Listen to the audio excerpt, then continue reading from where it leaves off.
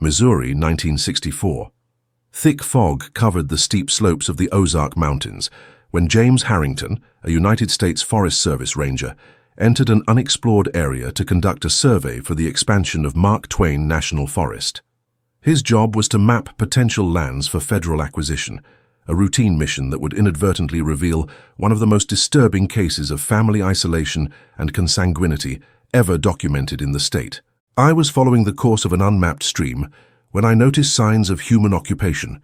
First a rudimentary fence, then smoke rising through the trees, and finally a clearing with several structures that weren't on any official record, Harrington reported in his testimony to the Shannon County Department of Social Services, a document that remained sealed for nearly 3 decades after the incident. Harrington managed to leave the property without confrontation and immediately reported his discovery to county authorities.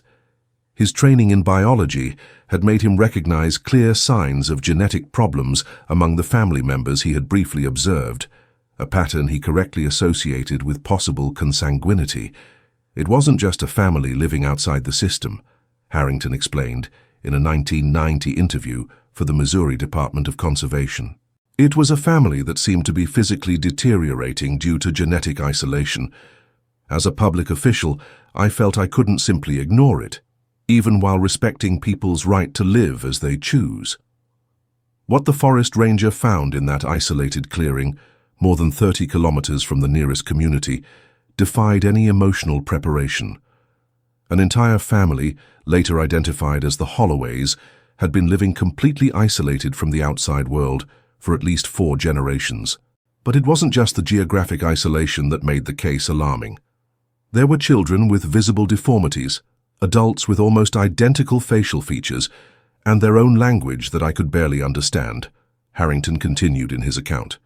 When I identified myself as a government employee, the older man just pointed a shotgun in my direction and said something like, "No stranger brings anything good." Distort, the Ozark Mountains, with their rugged topography and dense vegetation, have always harbored isolated communities. But the case of the Holloway family transcended typical American rural isolation. Subsequent investigations would reveal a closed family system, where marriages between cousins, uncles and nieces, and even between siblings, had become the norm for more than 70 years.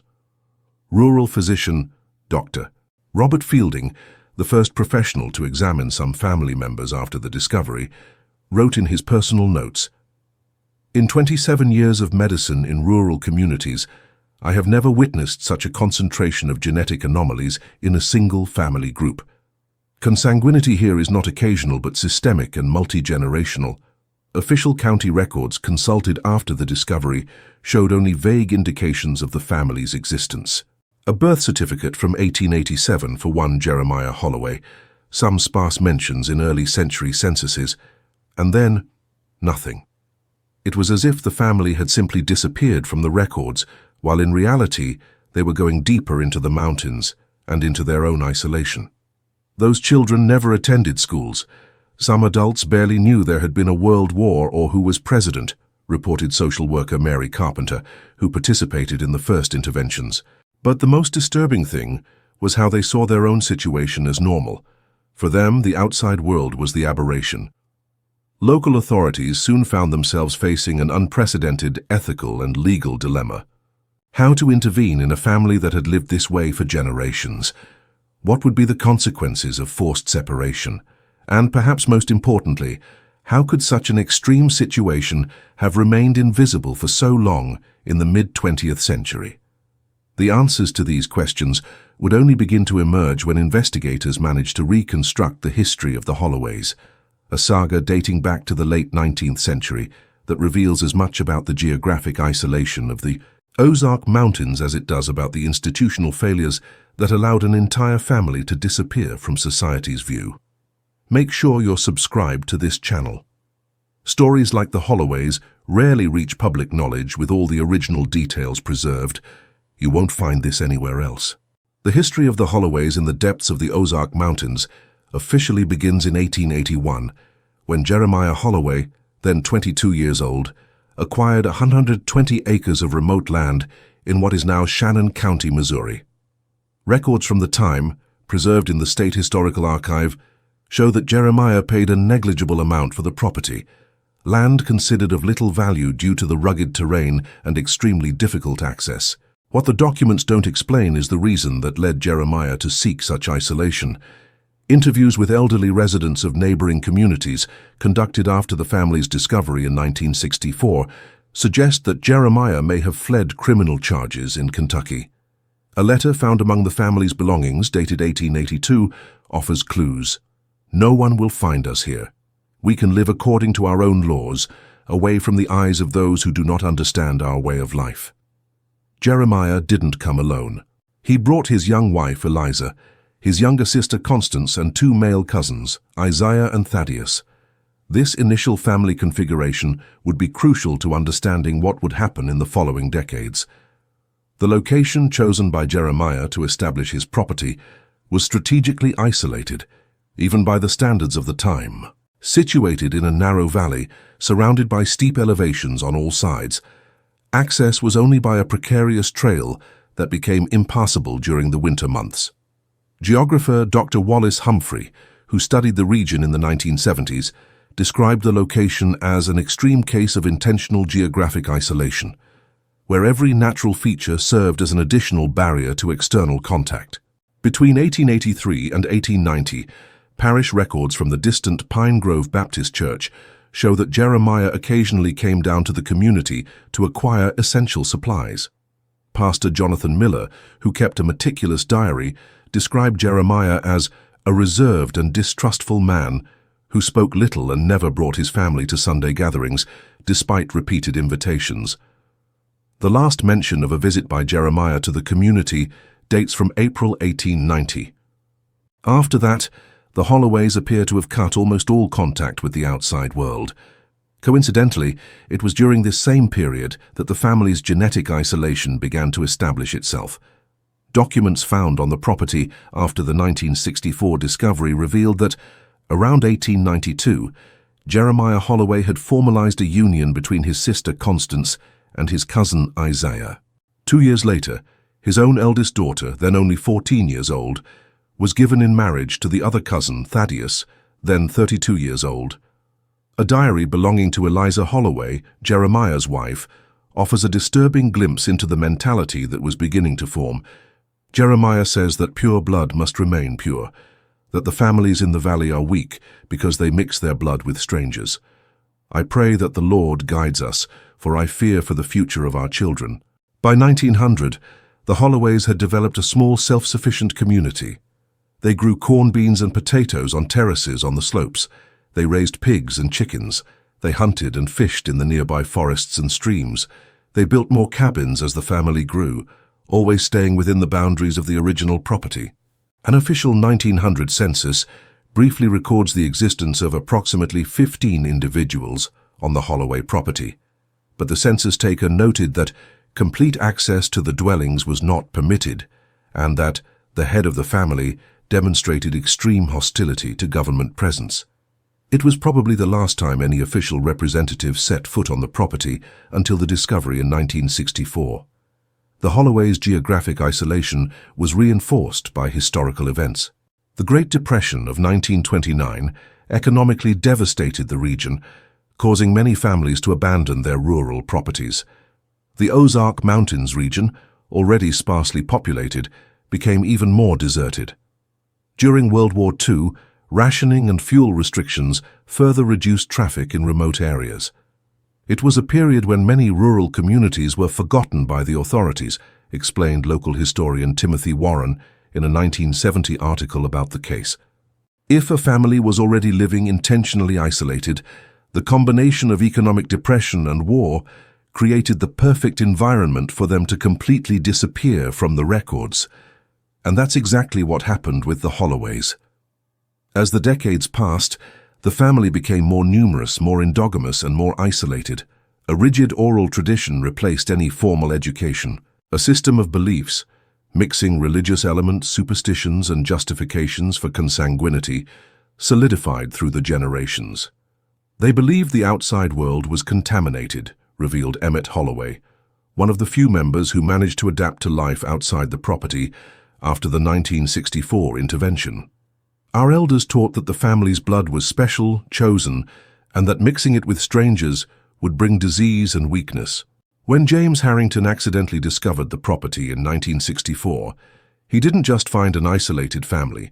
He found a social microcosm that had evolved separately for almost 8 decades, with profound genetic and social consequences that were only beginning to be understood. When authorities finally gained complete access to the Holloway property in October 1964, after weeks of tense negotiations, what they found shocked even the most experienced professionals. The family had grown to about 42 individuals, distributed across 3 living generations, all direct descendants of the 5 original members who settled on the property in the late 19th century. Dr. Malcolm Harrison, a geneticist from the University of Missouri who was called as a consultant on the case, documented his initial observations in a confidential report that would only become public in 1991. The degree of genetic homogeneity observed in the Holloway family represents one of the most extreme cases of prolonged consanguinity ever documented in modern medical literature. Virtually all members exhibit some degree of manifestation of deleterious recessive characters. The technical language of the report hid a disturbing reality. Among the 42 living members, 27 presented some type of physical or cognitive disability directly attributable to consanguinity. Fused fingers, syndactyly, severe facial deformities, congenital deafness, and various degrees of intellectual impairment were common, especially among the youngest. Clear evidence of the progressive accumulation of recessive genetic mutations over generations. Martha Holloway, one of the older women in the group born around 1910, provided investigators with details about the internal family structure. Her testimony, recorded on tapes that were later transcribed and archived at the Missouri State Library, reveals a complex system of arranged unions.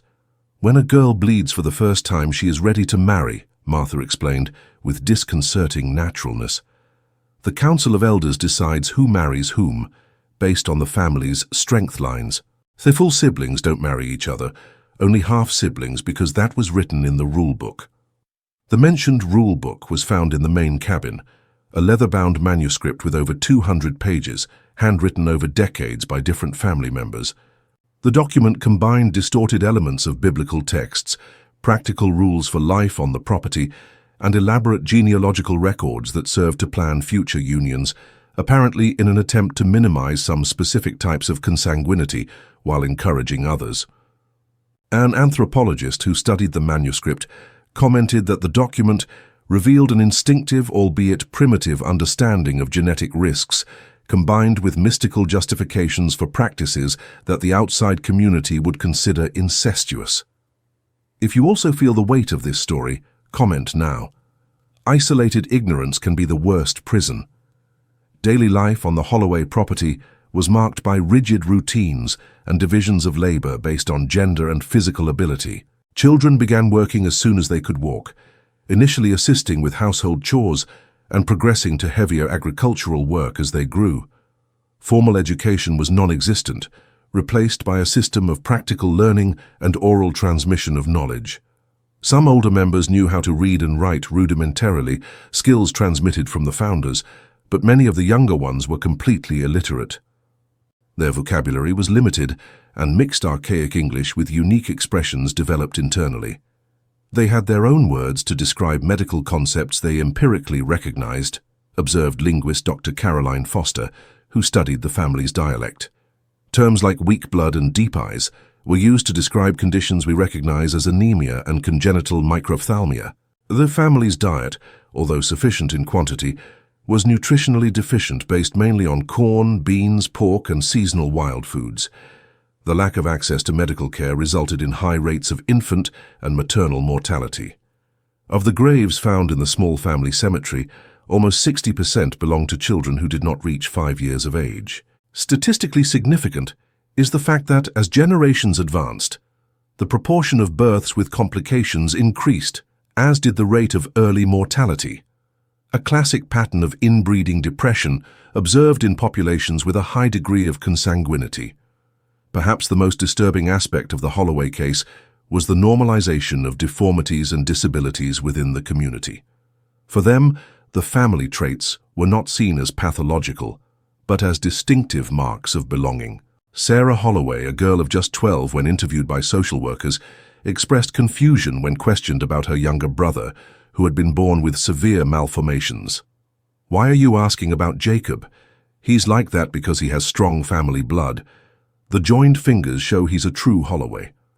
This normalization, combined with total isolation, explains why no family member ever sought external help, even in the most severe cases of illness or deformity.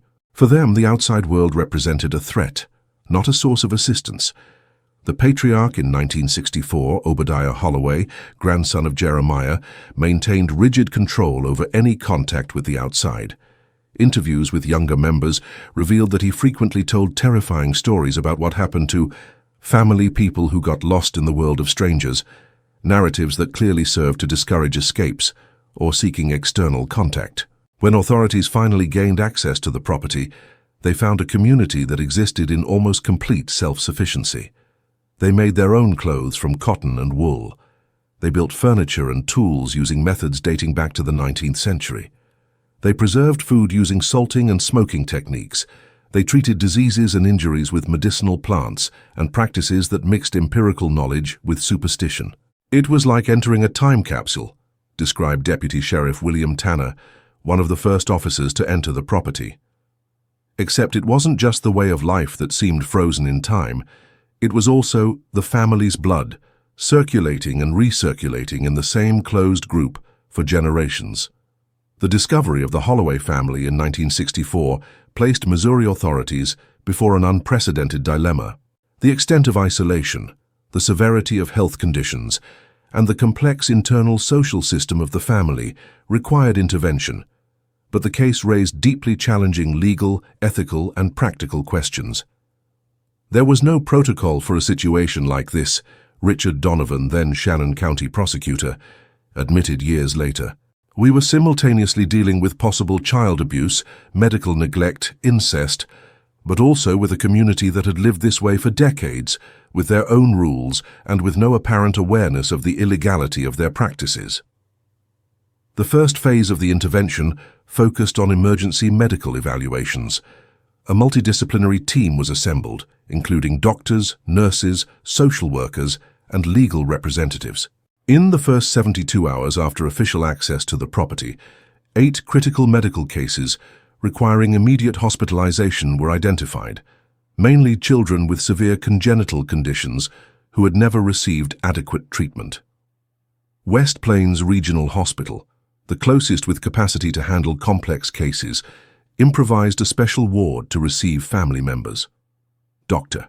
Eleanor Simmons, medical director at the time, reported in an internal memo, "We are treating conditions that we would normally only see in textbooks.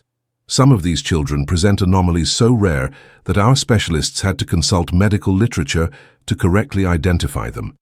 One of the most emblematic cases was that of Timothy Holloway, a 7-year-old boy with advanced craniosynostosis, premature fusion of the skull bones, that caused dangerous intracranial pressure and progressive visual impairment.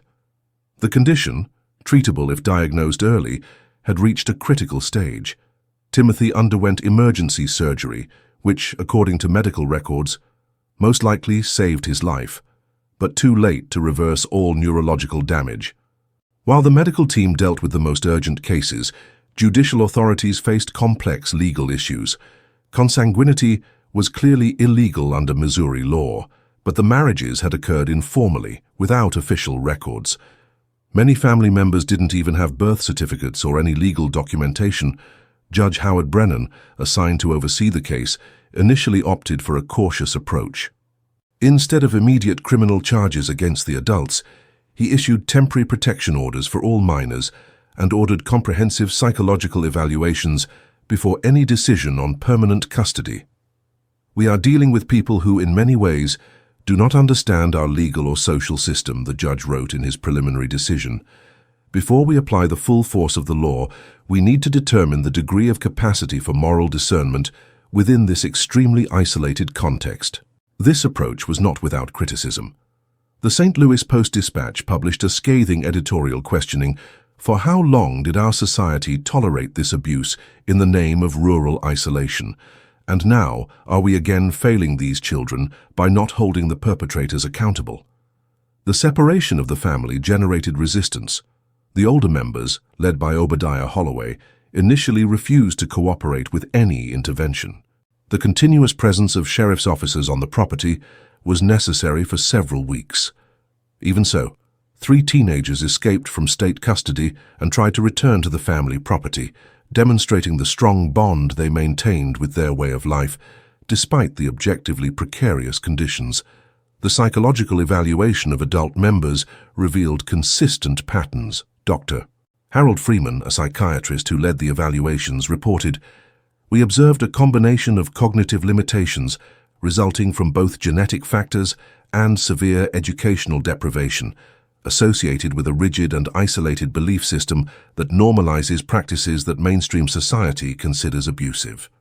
Particularly challenging was the question of legal capacity.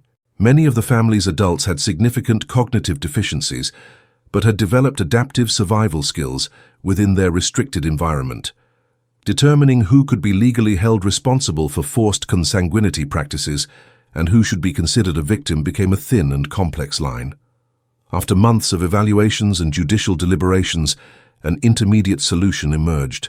The youngest children, under 12 years of age, were placed in state custody, with plans for eventual adoption or placement in foster homes. Teenagers were directed to special educational transition programs. Adults with severe cognitive deficiencies were referred to specialized care institutions. Only 5 adults were formally charged with crimes related to child abuse and promotion of incest, all older men who made up the so-called Council of Elders, and who, according to testimonies from other members, were the main responsible for decreeing and forcing consanguineous marriages. Obadiah Holloway, then 67 years old, was sentenced to 12 years in prison in 1965, although he served only 4 before dying in the Missouri State Penitentiary due to cardiac complications. His last testimonies, preserved in court archives, reveal a man unable to fully comprehend the criminal nature of his actions. "We only did what had always been done to keep the family strong and safe from the corrupt world out there." The Holloway property presented another dilemma. Legally, it belonged to Jeremiah's descendants, but determining the succession line became practically impossible due to the complexity of family ties and the absence of documentation. In 1967, the state of Missouri finally acquired the property through eminent domain process, with the values deposited in a trust fund for the benefit of former family members. The lands were later incorporated into the Mark Twain National Forest, a pragmatic decision that also served to gradually erase the physical evidence of the isolated community. Today, few visitors to the forest know that walking certain trails they are passing through the almost invisible ruins of one of the most isolated and genetically closed communities in recent American history. For the Holloway children, who were integrated into society, the transition was extraordinarily difficult. Many presented not only medical and cognitive challenges, but also profound cultural shock. Social worker Deborah Winters, who accompanied several of the children for years, wrote in her 1970 report, "Even after 5 years, some still manifest recurring nightmares about being taken by strangers. Concepts we consider basic, such as telephones, television, or even indoor bathrooms, were initially met with fear and distrust." The Holloway case exposed systemic failures in social and health services for isolated rural communities. In direct response, the state of Missouri established in 1966 the Rural Outreach Program, specifically designed to identify and monitor families in remote areas, ensuring access to education, vaccination, and basic health services. 60 years have passed since the discovery of the Holloway family in the depths of the Ozark Mountains, but the ripples of that case continue to reverberate in medicine, in social policies, and, more deeply, in the lives of survivors and their descendants. Emma Holloway Patterson, who was only 5 years old when she was removed from the family property in 1964, is today one of the few former members who speaks openly about her experiences. Adopted by a family of teachers in Springfield, Missouri, Emma managed to overcome significant initial difficulties and eventually became a nurse, a professional choice she directly attributes to her personal history. "For a long time I tried to forget where I came from," Emma confided in a rare interview given in 2010 to the Missouri Historical Review. "But I realized that my story, however painful it may be, contains important lessons about how communities can disappear from society's view and how children suffer when we allow that to happen." Of the 42 family members identified in 1964, follow-up records indicate that only 28 were alive in 1980 and fewer than 15 in 2000. The significantly reduced life expectancy, especially among those with more severe congenital anomalies, is a somber reminder of the lasting impact of extreme consanguinity. Timothy Holloway, the boy who underwent emergency cranial surgery, lived until the age of 32 in a specialized institution. His drawings, impressive visual representations of memories of life on the property, were later published in a special volume by the University of Missouri and are considered valuable anthropological documents. His works, with vibrant colors contrasting with often disturbing themes, present a unique perspective of life within the isolated community. Not all survivors found paths to adaptation. Records from the Missouri Department of Mental Health indicate that about 40% of adult family members who were institutionalized remained dependent on care for life. Others faced significant challenges of social integration even after years of therapy and educational support. Michael Roberts, a retired social worker who worked with several family members for more than 2 decades, observes, "The Holloway case taught us that extreme isolation, combined with consanguinity, produces not only genetic effects, but also profound psychological and social effects that can persist for generations." Some of those who seemed less physically affected were, in fact, the ones who struggled most to build normal relationships outside the distorted family structure in which they were raised. The medical impact of the case extended far beyond the individuals directly involved. The extensive genetic and medical records collected from the Holloway family, always with protected identities, became study material in medical schools. The Ozark cohort study, begun in 1970 and continuing to this day, follows not only the original survivors, but also their descendants, documenting how the genetic effects of prolonged consanguinity manifest through subsequent generations. Dr. Jennifer Lawson, a geneticist who has worked with the study since 1995, explains, "The data collected from the Holloway family has provided unique insights into more than 30 rare recessive conditions. In a very real sense, their suffering contributed to significant advances in modern genetic counseling and prenatal diagnosis. In the legal and public policy realm, the case catalyzed important changes. Missouri's Rural Community Protection Act of 1967, directly inspired by the Holloway case, established protocols for regular monitoring of remote areas and educational verification requirements for all children, regardless of distance from urban centers.